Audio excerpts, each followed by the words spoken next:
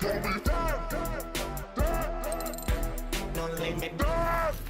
morning, good morning, good morning, good morning.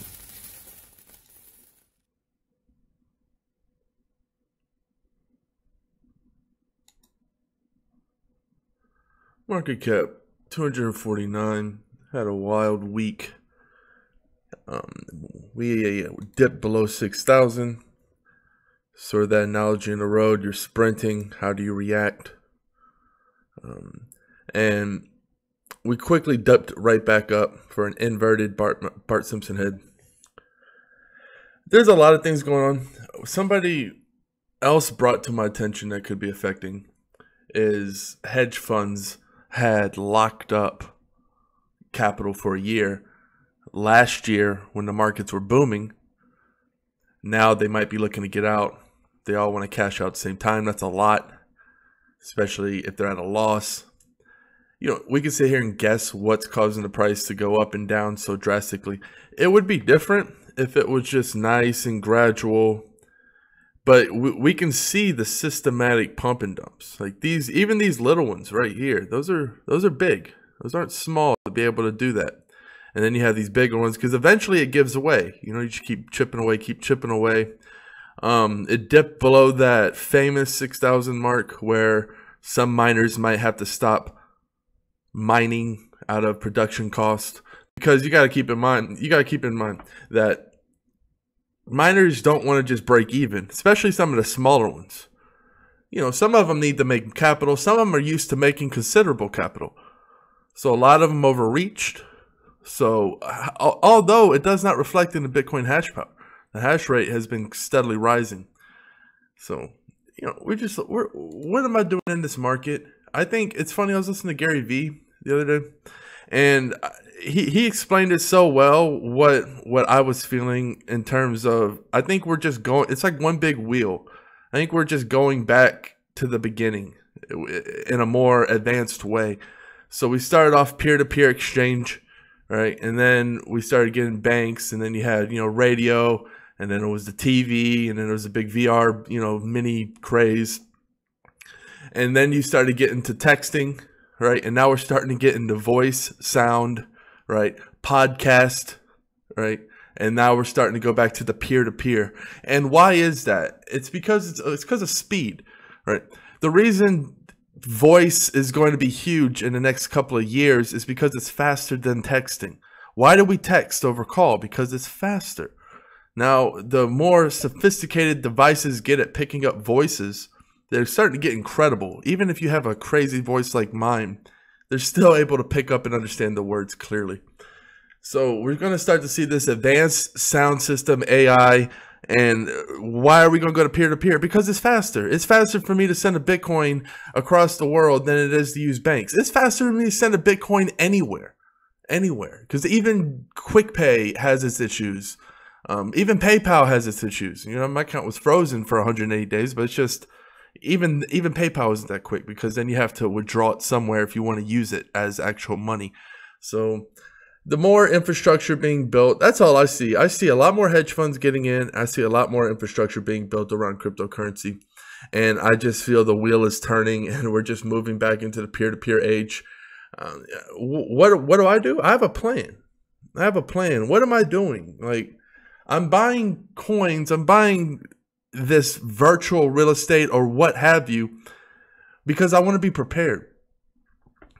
I buy something like Bitcoin because I don't know if it's going to be the underlying infrastructure for the entire internet with the layer 2 protocols, and that, you know, and this just becomes kind of like a spinal cord, you know, the spine of the internet. That could very well happen. And then Ethereum or something like that could be the guts. You know, I hold Ethereum, not necessarily, I hold Ethereum more, Bitcoin and Ethereum are my most speculative assets. Meaning, although Bitcoin is a lot less speculative in my opinion, because Ethereum still has to scale to do what it does. Bitcoin really doesn't have to scale to be a store of value. It still can, you know, high fees. That's what they're going for. If Lightning works, layer 2 solutions start to work, then it can get its currency value back. You know, but if you're looking at something different like Bitcoin Cash or EOS, with these, especially Bitcoin Cash now being able to develop opcodes, I can build on top of them. They're like, it's like prime real estate with EOS. I can just build dApps on top of them, It doesn't cost that much. Like, the big thing is to get the EOS to support the DApp. After that, you have the real estate. You can build something and it's not going to cost that much. Meaning I can build projects, fool around and see what happens, right? I bought something like a basic attention token. It's funny going back to Gary Vee. He always loves to point back in time talking about how, you know, you can get Google AdWords for 5 cents back in the day when he first started. And he's real big on how social media is undervalued in terms of advertising because the legacy system's dead with the old news and how you watch it through a TV. He believes that's dead. I am same way. I believe that. I believe buying basic attention token at this price is like going back in time and buying like Google AdWords for like 4 cents a click, 5 cents a click for the top words. That would be, you know, 50 cents a click right now. I just feel like right now, because you know, if you're an advertiser, you're going to need this to pay. And when that system, people got you, keep in mind, there was a paradigm shift. When people started getting stuff for free, because Facebook and all these services, they didn't used to be free. The internet used to be expensive just to even get on. Then everything costs money. There was always, and now people, once they got it for free, that's why you couldn't, that's why there's this big thing with Facebook. If they were to start charging, then they would lose users, right? That wouldn't work because once people are using something for free, they're not going to start paying for it. Now imagine when users start getting paid. Imagine when users start getting paid for ads, for liking things, for sharing their data anonymously, right? You can share your data and they don't even know it's you. They just know the demographic and they're looking for like consistencies, what's popular, what's not working. They can get that information without knowing exactly who you are, so they don't have to track you for the rest of your life.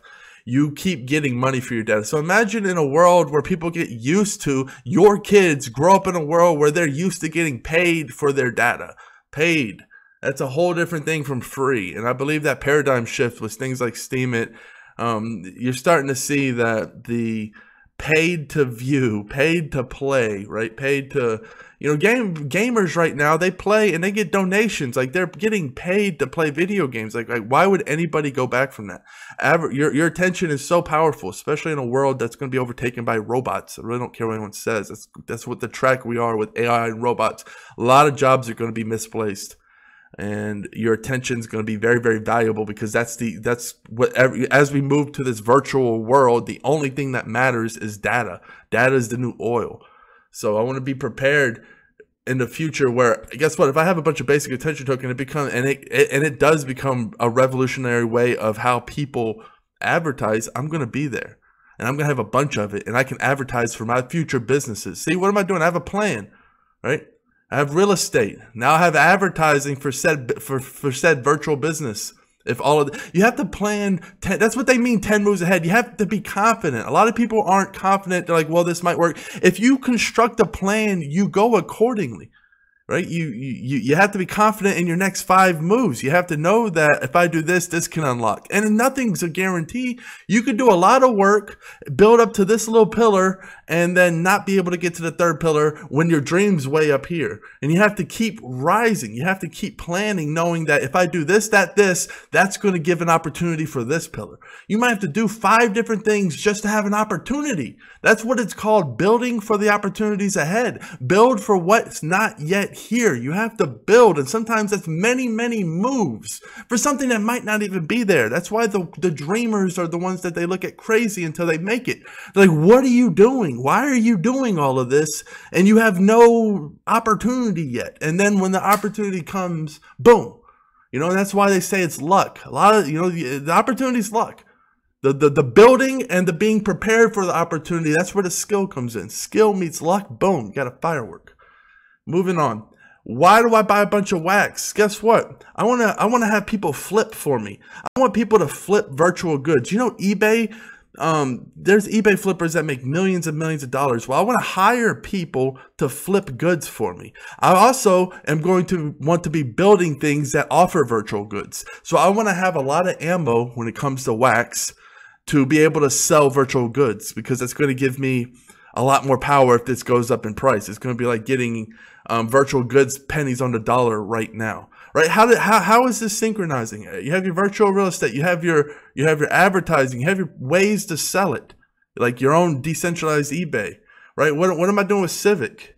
Well, if I'm going to be launching businesses online, I'm going to want to have ID. I'm going to have something that's no robots. I want to have and I believe that something like this can become very, very valuable, because if data is the new oil, what protects that oil is going to be very, very valuable. What protects that data is going to be very, very valuable. And I believe something like Civic is a big front runner. You have to pick one. There's competition out there, but I believe some Civic's out there. And I want to see I'm buying these coins. Worst case scenario, if they never go up in value, I can at least use them. They're valuable to me for what I see. I'm doing 3, 4, 5 steps ahead. What if I build a DApp and it all fails, right? That's the opportunity. I'm building for another opportunity. I don't ever get complacent. The opportunities are still there. I'm building for my next big opportunity. I have big goals. I'm not trying to lie to myself. I'm lining this conveyor belt up, right? Like, even no limit coin, people are like, well, why you buy no limit coin? I stake.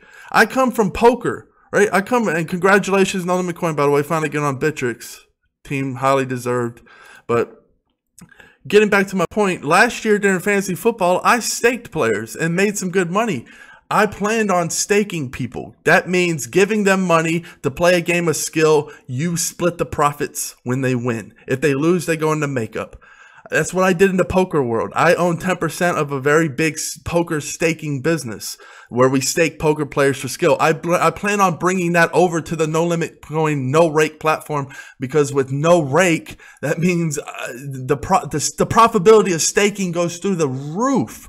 A lot of players aren't profitable because they can't beat that 10, 11% rake. And it's hard to beat 10% EV. You know, if you're 5% EV on rake free, you're absolutely crushing it. You have 100 players, all 5% plus EV, $10,000, $20,000 bankrolls. You do the math on how profitable that can be. So I'm looking at it as like, yeah, I'm going to be able to stake players because that's where I came from. I built a bridge with poker. I built a big foundation. Just because I found crypto doesn't mean I just burn that bridge. I'm going to bring that over. I eat everything on the plate. Give me your vegetables. I eat everything on my plate. I'm not wasting anything. There's always a plan for what I'm doing, a coin that I'm buying. I suggest you do the same. Have a plan. Don't just buy a coin to buy a coin. What are you doing? What do you envision? Are you buying it to go up, or are you buying it because you see the revolution ahead? Are you preparing for the big rainfall? All of the coins, all the projects I'm getting into, and I'm getting into other projects in real life outside the virtual world that are going to synergize with the virtual world. It's all about planning. None of this is just happened by accident. This is just the dominoes didn't just fall perfectly in place for me. This is thinking 10 moves ahead and acting on the first. It's easy to think 10 moves ahead. It's hard to do each move, knowing that, man, it's like the higher you go, the more probability of a loss. It's like a Jenga tower, right? The more steps involved, the grander the scheme, the more faults that can fail. But that's why it's fucking, you go after it. Who cares, right? If you fall down, you scrape your knee, you recover, you build again. That's the beauty of it. When you enjoy the process, it's all good. How are you reacting in this bear market? Are you stunned? Are you a deer in headlights? Are you building? Are you in? Are you out? Does it matter? What is your 10 steps ahead? You know, there's a lot going on. I'm going to kill it here on my morning routine, just a little quick. Somebody was asking me that. I'll wake up.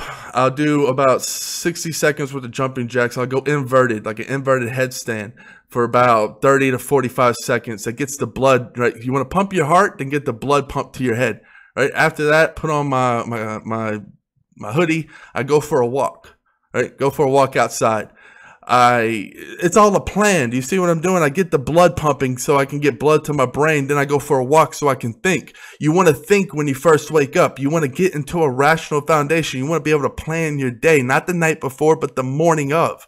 In the process, the night before, you don't know how you're going to wake up, right? You have to be able to react and then have action, right? So then I come back from my walk, come back up, take a shower. And oh yeah, first thing I do is drink a liter of water. That's the first thing I do before the jumping jacks, before anything. So yeah, that's what I do. I'm gonna kill it here. Cheers. Peace. Peace.